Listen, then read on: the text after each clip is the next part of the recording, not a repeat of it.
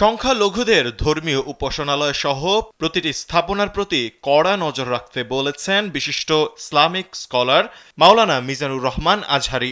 সোমবার রাত 8:30টার দিকে তিনি তার ভেরিফাইড ফেসবুক পেজের মাধ্যমে এই বার্তা দিয়েছেন। আজহারী বলেন, দেশের চলমান পরিস্থিতি সংখ্যালঘুদের ধর্মীয় উপাসনালয় সহ প্রতিটি স্থাপনার প্রতি কড়া নজর রাখুন, সজাগ পাহারা দিন, দাঙ্গা বাঁধানোর ষড়যন্ত্র নস্যাৎ করে দিন। তিনি বলেন, এই ধরনের পরিস্থিতিতে আমাদের সবাইকে সজাগ এবং সতর্ক থাকতে হবে। আমরা যেন একে অপরের পাশে দাঁড়াই এবং মানবতার হাত বাড়িয়ে দেই।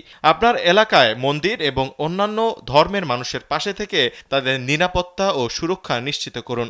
সহমর্মিতার মাধ্যমে আমাদের ঐক্যকে শক্তিশালী করতে হবে। আমাদের দেশের বিরুদ্ধে কোনো ষড়যন্ত্র যাতে সফল না হয় সেজন্য সজাগ থাকতে হবে এবং যে কোনো সন্দেহজনক কার্যকলাপের বিরুদ্ধে প্রয়োজনীয় ব্যবস্থা নিতে হবে। আমাদের বাংলাদেশে কোনো বিভেদ থাকবে না, ইনশাআল্লাহ।